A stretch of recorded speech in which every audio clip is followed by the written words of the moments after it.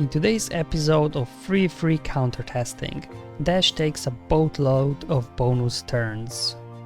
Annie gets ticked off. Hux doesn't care about your 25% turn meter Datacrons. Fennec takes down a level 9 Datacron Lord Vader. And then Lord Vader returns the favor. The Battle of Omicrons in Starkiller versus Malgus. Inquisitors aren't all that without their Datacron. A classic Traya versus Mothma showdown, but with Datacrons. Mandalorian extinguishes all hope. Bad Batch pull off a close one, and make a quick work of General Grievous. Hello there my fellow Holotable heroes, and welcome to a jam-packed Grand Arena counter testing. So I was doing a lot of different things in today's week in free Grand Arena, and I have a few videos I wanted here to highlight some of the things that worked, some of the things that didn't. It definitely learned a hard lesson of what level 9 Datacron's Lord Vader I have to avoid. More about that later. Okay, so let's first kick off the video here with a couple of Dash battles. So this one is with Vander Chewie and as well L3. Obviously with Vander Chewie in there, they get unlimited revives as long as he's alive, and also whenever he's buffed, I think you're dealing like 25% less damage or something. So definitely makes this team very survivable. In terms of Datacron, of course, is the bonus turn one for Dash. Seems like everybody's got one of those. And check out the rest of the stats here. Nearly 100% armor, so they will be very durable. We'll see what we can do, but most annoyingly 50% dodge. Seriously, man, where do you guys get these kind of Datacrons? I just can't get this kind of stuff. So I'm showing you the mods from my Starkiller team. So I'm hoping that obviously with Starkiller in here we can't get days, so we should be able to get our bonus turn meter rolling, and hopefully Dash will not be doing as much damage, so we should be able to burn through Chewie, and then we can maybe finish off Dash as well. We'll see how it goes. Now I don't really have that amazing Datacrons, as you can see. I don't even have armor penetration on here to like offset their 100% armor on their Datacron, but maybe a little bit of extra crit damage might help. I don't know, but we'll see how it goes, if we'll be able to do enough damage. Obviously we go first. We are going to dispel here the taunt on L3, so we can then go after Vander Chewie. We go, keep it going. Dash doing his thing. So far so good. There we go. Unfortunately their Vander Chewbacca resisted their shock from Pulp. Alright, let's get a shock on him. Then now he dodged the shock, because you know, getting shock on Vander Chewie would really help you, so he can't get this protection up or whatever he gets, right? And unfortunately, yeah, he will get it. I'm like, come on, get him out. As you can see, we're not doing a lot of damage at all because of their hard armor. They almost got my Starkiller out. I'm like, do you know what, let's just get Chewie out. There was another dodge there. I'm like, oh boy, not looking too good. Let's get offense up for the team. Come on, get him down. One more hit and Vander. Yeah, so the combination really of that extra armor and the dodging, I wasn't even able to get Vander Chewie out. Ouch, that hurt a lot. Now I've got another team here, another Dash team with that level 9 bonus turn Dash Datacron, but this one is with Han and Chewie. And looking at how my Starkiller got smashed, even with those low damage Dash team in the beginning, I'm like, let's try something else here and see if we can get a play going with Qui-Gon Omicron. So whenever they take out Qui-Gon, obviously we'll increase our damage, so hopefully we can take those guys out. So as you can see, again, bonus turns for Dash here. Only 40% armor in this case and only 20% dodge. So this one still pretty good Datacron from stat wise overall, but not as the one from round 1. Now my Qui-Gon Jinn team is actually quite well modded, because ever since the nerf to his Omicron, you actually have to put good mods on them in order to get the damage output you really need to do something here. In terms of Datacron, just burning some extra armor penetration here for the team to just offset the armor they are getting from their own Datacron. Alright, let's see what will happen. So again, the worst case start here, I think they just kind of stun Anakin, which is not ideal. I'm like, let's see if we can put a hit on Chewbacca. I wasn't sure what to do here. I thought maybe they'll get a taunt up. I'm like, let's just put a hit. I was like, oh, snap, Chewbacca's gone, then Qui-Gon is gone. Then they stun their Cam, and then Annie finally gets out his AoE for a 52 banner win. So there you go, that actually worked really well. I didn't know what to expect. Now obviously the Finpo team is nothing too crazy here. We have many ways to beat this team, but we still have these Datacron sets with 25% turn meter for light side allies. In the beginning of the battle that's hovering around. I think by the time 5v5 comes, this set will expire, so we just have to worry about it for one more week really. And when this Finn, it wasn't too crazy, just 299 speed, but when you calculate the turn meter gain, I think they're about 400 speed. But with Hux here, obviously we'll stop turn meter gain while Hux has advantage, which is in the beginning of the battle. So essentially that Finn, for the purposes of this battle, is only 299 to begin with, it's not like 400. Then obviously also making the use of the Omicrons on my TIE pilot for 100 extra speed and some extra damage boost as well. This will allow us to go first and hopefully simply one-shot their resistance hero Finn, and that should be easy battle from here on out. I'm also bringing here a Datacron with some armor penetration. Not sure if this is really needed, but remember from Finn's lead they are getting extra 60% defense, so I wasn't sure without armor penetration will I be able to one-shot Finn here. There we go, took him down, so maybe armor penetration was needed, I'm not sure, but just to be on the safe side, I think it's good to bring it in if you do have some extra armor penetration. And from here on out should be easy match. I mean, with Hero Finn out, they don't really have a whole lot of damage, they can't counter attack and things like that. Also took care of Poe as well there. Now just have to go through Finn. He's very durable now that he's got defense up as well, but eventually we did get him down for a, you know, solid 56 banner win here with Hux. Alright, so we got a couple of road web battles here for you. So this one is only Relic 7. So this one I'm like, you know what, Relic 7 once, I might give this a go, see if my Fennec can make it work, but I've never faced one with Thrawn in the starting lineup before, so I'm not really sure how this battle will go, what Thrawn's AI will do. I guess Thrawn is in there to kind of fracture somebody like Beskar Mando or something, then you know you can throw off your counters. I guess that's why they put this in. In terms of Datacron, yep, it's the cooldown reduction one. It seems like everybody I face have this one. I keep re-rolling my Lord Vader Datacron and I simply cannot get the cooldown reduction, which is a little bit annoying.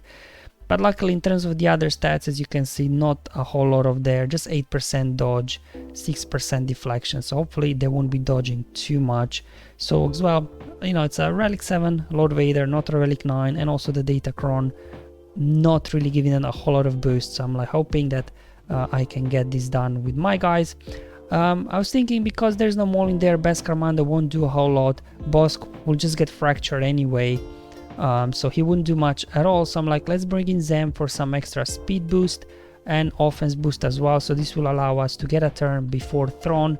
Now my Datacron, I think, forgot to record it, but it had about 50% resistance penetration just to boost the damage on Fennec. They get their plays going. Let's see if we can actually one-shot Thrawn. Oh, well, almost got him. Wasn't quite big enough hit there from my Fennec. Even Relicate wasn't able to one-shot him. There we go. Let's see what Thrawn will do when he gets a turn. Oh, fractured. Yeah, Zem went into stealth, so really Thrawn had no other choice but to fracture Fennec. Not ideal, but luckily, obviously, with Griffin stealth, he can now keep healing everybody up, keep Fennec alive until Thrawn finally releases his fracture. Alright, fracture released. Let's see if we can finally now one-shot Thrawn. If he would have fractured their Fennec again, that would have been really annoying. I also wasn't able to one-shot him there because he had defense up. So definitely for my first move next time, I would actually do Armor Shred on Thrawn. So then once I do get a hit on him, I would be able to one-shot him with the Armor Shred. But with Thrawn out, I mean, it's a pretty standard match from here on out. It's just a case of can you outlast Lord Vader. Now Lord Vader here, without Maul, it will take a while to get to his ultimate, which will allow you to do a lot of hits on him. So I don't know, I'm still not sure is this front team any better than the one with Maul. Probably everything has its pros and cons here, but at least without Maul in there, it takes a while before Lord Vader gets to his ultimate, especially because he keeps using his AoE instead of his special, because his special would really charge up the ultimate much faster. But as you can see, Relic 7 here, Lord Vader, you know, is not that tanky, so we should be able to take him down on our next attack. So there you go, was able to defeat level 9 Lord Vader here with my Fennec squad. Now I've got another Lord Vader team for you, but this one is not only a different team, but also a different Datacron. So this was the first time that I was actually going up against Lord Vader with level 9 Datacron, the one where he gets 5% extra health and 5% extra protection for each relic level on Lord Vader. And because this is a relic 9 Lord Vader, alright, this means 45% extra health, 45% extra protection. I don't know exactly what the math is, but probably this Lord Vader gets about, I don't know, extra 200k combined health and protection, which is a lot. Because you can see you can barely make it through a Relic 7 there without this stat boost, and now this, wow. And on top of it all, check out this, 36% deflection, so there may be a lot of dodging in this one as well. We'll have to wait and see. So they do have Maul in starting lineup, which means Lord Vader will be able to get to his ultimate quite fast. And this also means now I cannot bring in Zam, I do have to bring in Beskar Mando for his damage immunity. Now my Mando, he's only relic free. If you do have a Relic 7 Mando and then with his reset cooldowns Datacrons, maybe this is easier, but I don't have that Datacron. Mine's only relic free anyways. 40% resistance penetration just to help out Fennec a little bit on her damage there. Anyway, let's get this battle going. Now we see Maul gets a turn, that's all fine. Let's go ahead here, cleanse off all those debuffs, and then Maul gets going, triggers bonus turn or BAM, so we can put now damage immunity on Fennec. And let's see if we can one-shot Maul here. Come on Fennec. And here comes the deflection in play. I think I would have one-shot there Maul, I think. I'm not sure, we'll have to wait and see. So we go, we can take him out now. See, I wasn't able to quite one-shot him, but in beginning, Maul didn't have defense up yet, so I'm pretty sure my Fennec would have one-shot Maul there if he wouldn't have dodged. Would that change the outcome of the battle? I'm not sure, but as you can see there, Vader got to his ultimate very fast. I guess if I would have one-shot there Maul, Vader maybe wouldn't have his ultimate here at this point yet, because obviously Maul wouldn't be able to help charging his ultimate much. But you know, I took out to the sides, but now damage over times simply proved too much. So maybe one-shotting their Maul in beginning would have changed the outcome of this battle. I'm not sure. Would I have enough to finish this Lord Vader? I'm like, alright, let's try and clean up with Starkiller. You know, we'll get shock on him, right? And then he can't heal up. But then he starts dodging left and right.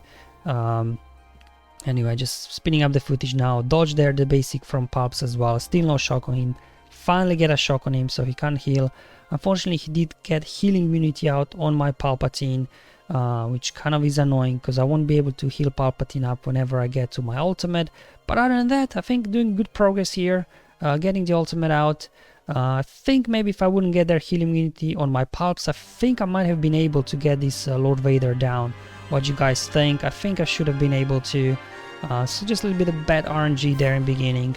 Or maybe I simply wouldn't have enough firepower once he gets his ultimate to get him down. I'm not sure, because that level 9 Datacron not only gives Lord Vader extra health and protection, but also reduces all the damage received by 15%, which is a lot already, because Lord Vader is a very durable character at all. So definitely Lord Vader, very tough to take down in 3v3 with his survivability Datacron. So moving on, we've got a battle of Omicrons, so kind of the two best Omicron teams going at it. Malgus and Starkiller. Now granted, the Starkiller team isn't the best Starkiller team. Like if they would have Malak in there, I wouldn't have tried this, because obviously Malak would stop the Terminator train there for your Palpatine, as well could put fear on Mara and as well as Palps. Also, if there would be Darth Revan in there, maybe I wouldn't have tried that. But you know, this kind of Talon Sith Empire Trooper, I think we could take them down. Looking at their Datacron, yes, they do have of course the resetting cooldowns. Everybody got one of those, it seems. They do have some extra armor as well, 50%, which is slightly worrying. I don't want to time out like versus Malgus or something. So just again showing you mods on my Starkiller team. And hopefully they will do enough damage, because again I don't have great Datacrons here to really offset that armor, that they're getting extra armor from their own Datacron. So let me show you what I equipped. The only thing I had left here is some armor penetration, some physical damage. Will that be enough to offset it? I'm not sure. We'll have to give this one a go and see what happens. Let's go ahead first and dispel the taunt on Malgus. I don't want to waste time on hitting him, because with Talon in there, this will just feed their meter to them. I'm just going to first take care of the sides, and then we'll see if we can burn down Malgus in 3v1 situation. Well, maybe by the time we get to Malgus, might be 2v1 or 1v1, I don't know. By the way, dispel as well their buffs on Sea Vampire Trooper, so then we can go after Talon whenever she decides to come out of stealth. The key thing here is you do want to keep debuffs on Malgus at all times, because with Starkiller, debuffed enemies deal 50% less damage. Otherwise, you know, he with his resetting cooldowns, he can just, you know, one-shot your characters almost pretty much. Even with that extra health and protection you are getting from your Starkiller's unique. There we go, already to the ultimate, so I can go ahead, pull it down. This will recover all the health and protection on the team. Hopefully take out Talon down as well. Perfect. And now I can just finish off these guys. Okay. Probably have to go for Sea Vampire Trooper first here, and then we'll hopefully be able to outlast Malgus there. Okay, there we go. So there I made a mistake. I should have reapplied on Malgus debuffs. But anyway, they got him down there. You can now utilize as well, if you need some extra offense, you can utilize AoE from Palpatine, which will give offense up to the team, hopefully boost damage. But look at how little damage we are doing here. Starkiller should have been hitting much harder than that. But anyway, Shock will prevent health recovery, not protection recovery on Malgus, so this will a little bit help you out here. Also with Shock, Malgus won't be able to grant himself that protection up as well. So the lost Mara there, unfortunately, but let's see if these guys can carry this. Almost got him, one more hit, and down goes Malgus. So it was actually quite a close in the end. But anyway, pull the win there. Obviously without Malak in there, you know, it wasn't all that scary in the end. Okay, so we got Inquisitors. Now Inquisitors, now that their Datacron set has expired, they're not really all that scary anymore. Like if you would face, what was the Datacron where? Was it Second Sister gains a bonus turn whenever somebody is stunned, and then on level 6 they had that whenever they use special ability they stun. So then Second Sister was usually taking infinite loop turns. They got some extra armor on the Datacron as well, but with Rey here, you know, we don't really worry about doing raw damage, pure damage, because all the damage comes from exposes, really, so we don't really care about too much about armor there. Obviously there, the only threat here is really Seventh Sister. That's why I'm bringing here Potency Datacrons. Hopefully you can get ability block on her, because one of her abilities will grant critical damage immunity to her team, and then if you can't critically hit them, you can't get exposes. If there are no exposes, you can't remove their turn meter, you can't gain bonus turn meter. But unfortunately there, the ability block did not land on Seventh Sister. But on the upside, they isn't very clever, to be honest, because it looks like it will only use that ability because it considers it as a heal, because it also heals up the team. It won't use it, I guess, until somebody is like below certain threshold, maybe into the yellow. So definitely, you know, this played in my favor here. They're not playing it perfectly. With the healing immunity here on Ninth Sister, they can't heal her up. So there you go. Ninth Sister was still in the green there, and you know, Seventh Sister could have used her ability there for critical damage immunity and heal, didn't, which then allowed me to keep my turn meter train rolling, finishing off their Ninth Sister, and now I get the ability block on Seventh Sister. Well, at this point probably I don't really even need it anymore, but better late than never. That's at least what I say. So it should be pretty easy here. Just kind of trying to get to the Illuminate Destiny just to make sure I end up with full protection on my team for hopefully what will be a max Panda win here versus Inquisitors. Obviously, if this will be Grand Inquisitor lead team, this might be different, I'm not sure, but my opponent put this down, so I gave it a go, and it actually did surprisingly well in the end. Now moving on for the next battle, we've got the standard kind of, you know, Traya versus Mothma. I mean, we've been doing this for what seems like years already, but obviously with Datacrons in here, I wasn't sure how this will play out. They've got a level 9 Mothma Datacron, but as well I do actually have quite a decent Sith Datacron as well for my Sith Triumvirate. Now in terms of their Datacrons, you will see it's actually quite a good Datacron in terms of the stat boosts across the board. It's not just the bonus level these guys are getting. So as you can see, they're getting almost 50% armor penetration, which obviously with Kyle already there, you know, they could do a lot of damage. They're also getting 25% thermometer to begin with, but with Traya it doesn't even matter because, you know, Traya never goes first. It's a slow team anyways, so not really all that scary to begin with. In terms of level 9 bonus there for Mothma, again, not that amazing, because whenever she uses basic ability on her turn, everybody gain bonus thermometer, but you know, she doesn't really use her basic a lot. She starts off with special, then you take somebody out, she maybe does a heal, so it's not a very good level 9 I think actually there. But anyways, let's see what we can do here with my Sith Triumvirate. They are now all Relic 5. They used to be Relic 3, but now that we have this set for Sith, Datacrons for Sith, I did push them up to Relic 5. So they're a little bit tanky there already because of extra relics.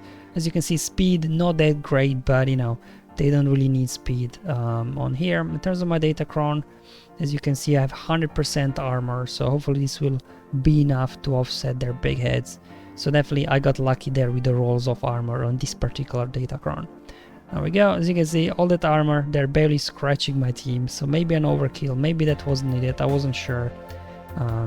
There we go, they did remove thermometer, but finally we get a turn so we can strip away the buffs. They're doing what they can, but anyway, let's go ahead, increase cooldowns. Got only 2 unfortunately, so it will take a little bit longer to get to the Annihilate there for Nylas. They're getting a few hits out now. Let's go ahead, isolate Kara so we can get around her taunt. Okay, just keep going. Let's strip away buffs from Kyle. There we go. Oh, almost got him down. An AoE there, finished off Mothma because of all those assists. Obviously with Traya's lead, Mothma kills herself, so you just need an AoE either from Nylas or from Cyan to take out Mothma, and then team falls apart. So there we go. Was that our extra armor needed? Maybe. They did almost got through my Traya there through her protection, so maybe, you know, if Kyle gets a big hit with all that armor penetration on Traya, could potentially one-shot her. So definitely having some extra armor I think helped out here in the end. Alright, so we got now some Raddus battles. It's the first time really I've been kind of facing Raddus. It seems like all my opponents have Profundity. I'm the only one always that doesn't have Profundity unlocked, and of course if you have Profundity you will have a Relic 9 Raddus, and obviously slap an Omicron on him because it's a decent Omicron. And definitely, you know, we'll be facing more and more these Raddus teams now as more people are unlocking Profundity as the months go on. They do have the 25% thermometer here to begin with, so obviously outrunning them is not an option for this particular team I'm running, but at least Bossk, we get some extra defense while we have protection, so hopefully you know, we can survive the initial onslaught and get our plays going. Now luckily Raddus teams, they don't have a lot of firepower out of the gate. It's just a case of them surviving long enough to get to their ultimate. As you can see, they're getting a few hits out. Now it's my turn, so just put a taunt up, maybe try to get some ability blocks here. Let's see what we can do. But then I just said, you know what, let's just go ahead, dispel the taunt there on Pathfinder, so I can then target Jean with mass assist, so I can start making progress towards my contract. They did get a lucky dodge there,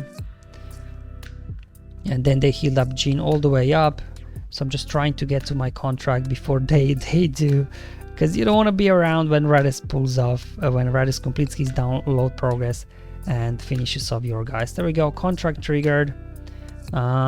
You can't defeat Jean anyways, I think, while Raddus is alive or something, so just dispel again there the taunt over on Pathfinder. We'll have to wait for Mando to get a turn here. Come on Mando, get in here, there we go, time to take Raddus out, and then we just need to clean this up, and that's it pretty much, to be honest. So Bossk definitely seems like Bossk here with Mando and another bounty hunter works really well versus these guys. Alright, basics there. was trying to stall here out, see if I can heal up my team, if I can get Mando back to full here health and protection, but I wasn't able to. So I did finish off here with 56 banners, which wasn't that bad, I think, versus these very fast Raddus teams that I'm facing in every single round, it seems. So another way to do this is using Bad Batch as well. Again, Relic 9 Raddus, of course, very fast. Genie's very fast as well. They get extra speed, I think they're from as well Raddus. Then also extra, probably there, but they had extra turn meter as well there on their Datacron. Let's go and have a look. I'm pretty sure they did. Let's have a look. Yep, 25% turn meter. Luckily only level 3 here, so they don't get a whole lot of stat boosts.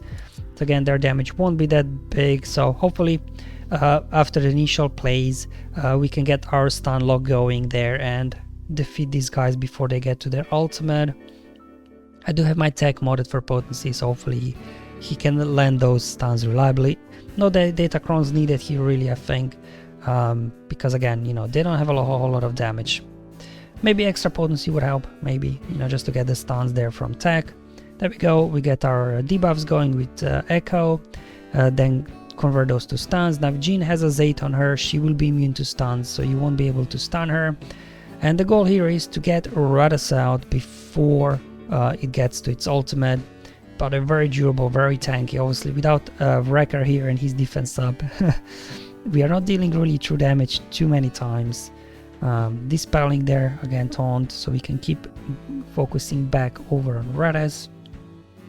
There we go, we keep going. Alright, let's call assist here on Hunter. They're resisting a lot as well, it seems, so we can't get those exposes, because with Hunter's lead, whenever you deal damage to exposed enemies, you will be removing turn meter. So come on, give me some exposes. They keep resisting, and because of all this resist, as you can see, Raddus is still around, gaining protection up. I'm like, uh-oh, this is not looking too good here. Let's go ahead and do that. Raddus is at 89. He's at 90. Got a stun there, fortunately. There we go. We can now swap turn meter here with Echo. Will this get him down? Not quite. Oh boy, these guys are very durable. There we go. It was a close one. He was already at 98%. Was able to pull it off in the end though. But yeah, definitely Raddus teams. They're very durable, very tanky. So getting through them sometimes takes a while. So there you go. It was in the end 57 banner win for the Bad Batch. And so do have one more final battle here for you before I sign off. So just kind of a standard Bad Batch versus Grievous. Now in 5v5, I mean, Bad Batch totally destroyed Grievous teams. I haven't done this in 3v3 before actually, so I wasn't sure how will it go. It's a Tenacity modded B2, but as you've seen from the previous battle, my their tags got a lot of potency, so hopefully it will be enough actually to get things rolling. Now they do have some extra critical damage here and some extra potency on their Datacrons, nothing too crazy there. Again, my Bad Batch, I mean, Echo and Tech, they've got good mods. The other Bad Batch not so much, because they really are the key here to get your things rolling in the beginning of the battle, and then the rest guys just kind of around there to support them. I did bring in some extra armor here for my guys, just in case, you know, I'm not sure how much damage Grievous Del can do. We'll have to wait and see. Anyway, let's go ahead, strip off stealth, which boosts me to the team. We get some stuns going now, perfect on everybody. We can go ahead here, swap turn with what's his face, Echo.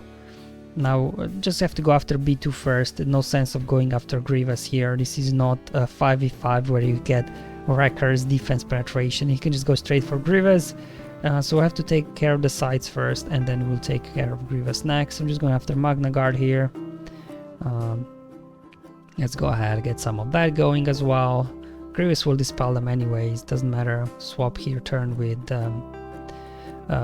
Echo, then we can call Wrecker for assist, get some turn meter removal, and then this finished off now Grievous. So actually it was a lot easier than I thought this in the end for 56 banners. Alright guys, so that's all the battles I have from this week. It was a bit jam-packed video, a lot more than from previous week. I had more time to record and test. I hope you find it useful and helpful, just showing you different things I've been trying out, especially those crazy level 9 data crowns my opponents have that I simply cannot unlock for some reason. Thank you for watching, I'll see you in the next one, but until then, have fun, enjoy life, and may the RNG be with you, my friends.